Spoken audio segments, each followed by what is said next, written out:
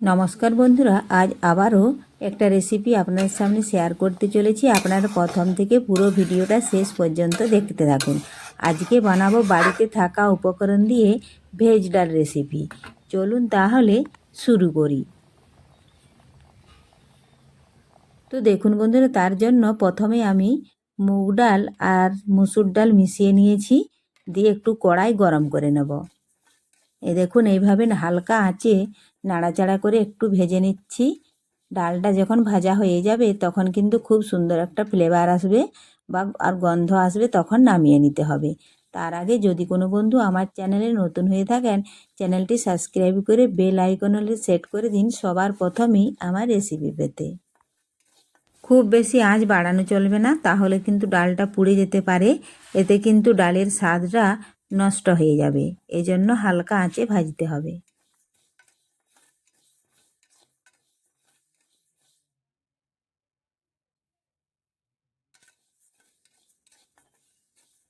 এই দেখুন ডালটা প্রায় ভাজা হয়ে এসছে। এই মুহূর্তে আমি ডালটা নামিয়ে অন্য কড়াইয়ের মধ্যে, অন্য একটা বাটির মধ্যে ঢেলে ধুয়ে পরিষ্কার করে প্রেসার কুকারের মধ্যে 2টো সিটি দিয়ে দেব, তাহলে সিদ্ধ হয়ে যাবে। দেখুন নামিয়ে নিয়েছি। এখন অন্য একটা কড়াই বসিয়ে দিয়েছি, তার মধ্যে পরিমাণ মতো হাফ গ্লাস আমি জল দিলাম। এখন এই জলের মধ্যে সামান্য পরিমাণে একটু লবণ দেব। এখন আগে থেকে গাজর আর পেঁপে ছোট ছোট করে কেটে রেখেছি, সেগুলো একটু ভাপিয়ে নেব। এই দেখুন একটু ভাপিয়ে নিচ্ছি। পেঁপের মধ্যে অনেক সময় একটা গন্ধ থাকে, আর একটু ভাপিয়ে নিলে পেঁপেটা সেদ্ধ হয়ে যাবে আর ওই গন্ধটা কিন্তু আর থাকবে না। তো দেখুন আমি বেশ কিছুক্ষণ ভাপিয়ে নিয়েছি। এখন ওর ওপরে দিয়ে দিচ্ছি কিছুটা বাঁধাকপি কুচোনো, কারণ বাঁধাকপিরও একটা গ্যাস থাকে বা গন্ধ থাকে। একটু যদি ফুটিয়ে নিয়েছি তাহলে গন্ধটা চলে যায়। অনেক সময় পেঁপের গন্ধ থাকার জন্য অনেকে পেঁপে খেতে চায় না, সেরকম বাঁধাকপিরও একটা গন্ধ থাকে, অনেক সময় খেতে চায় না। আর এখন তো বাঁধাকপি বেরিয়ে গেছে। দেখুন ফুটিয়ে নিয়েছি আর সমস্ত কিছু ভালোভাবে সেদ্ধ হয়ে গেছে। এখন একটা বাটিতে আমি তুলে নিচ্ছি, জল থেকে ছেঁকে তুলে নিচ্ছি।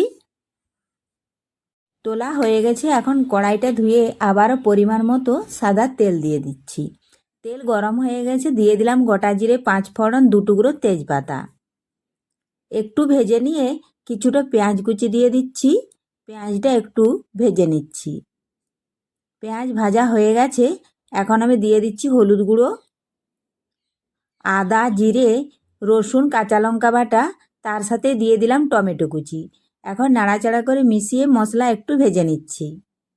দিয়ে দিলাম আবার একটু হলুদ গুঁড়ো। যদি মনে হয় যে কম হয়েছে একটু পরে দিয়ে দিবেন। তো দেখুন লঙ্কা গুঁড়ো দিয়ে দিলাম। ঝালটা আপনারা আপনাদের পছন্দ মতো দেবেন, যে যতটাই ঝাল খেতে চান। আর দেখুন মশলাটা কিন্তু একদম শুকনো শুকনো ছিল, এই জন্য আমি একটু জল দিলাম, দিয়ে একটু কষে নিচ্ছি, তাহলে মশলা থেকে কাঁচা গন্ধ চলে যায়। স্বাদ মতো দিয়ে দিলাম লবণ। বেশ কিছুক্ষণ কষিয়ে নিলেই মশলা থেকে কাঁচা গন্ধ চলে যাবে। এই সময় আগে থেকে সেদ্ধ করে রেখেছিলাম ডালটা, মশলাটা কষানো হয়ে গেলেই কিন্তু ডালটা এর মধ্যে ঢেলে দিতে হবে। দেখুন আমি আবারও জল দিলাম। এইভাবে শুকিয়ে গেলে জল দিয়ে দিয়ে মশলাটা কষিয়ে নিতে হবে। আর দেখুন দিয়ে দিলাম আমি পেঁপে, গাজর আর কিছুটা বাঁধাকপি আগে থেকে আমি ভাপিয়ে রেখেছিলাম, সেটা দিয়ে আবারও কিছুক্ষণ কষিয়ে নিচ্ছি। বেশ কিছুক্ষণ দেখুন বন্ধুরা কষিয়ে নিয়েছি। কষানো কিন্তু খুব ভালোভাবে হয়ে গেছে। এখন আমি আগে থেকে যে ডালটা সেদ্ধ করে রেখেছিলাম সেই ডালটা আমি এখন ঢেলে দিচ্ছি।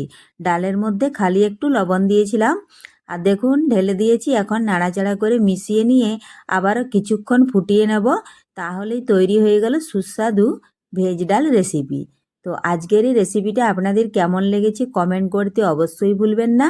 আর পুরো ভিডিওটা ভালো লাগলে সাবস্ক্রাইব করে বেল আইকন হলে সেট করে দিন সবার প্রথমেই আমার এই রেসিপি পেতে। এখন ওপর থেকে চেরা কাঁচা লঙ্কা দিয়ে দেবো। আগেই বলেছি ঝালটা আপনারা আপনাদের পছন্দ মতো দেবেন।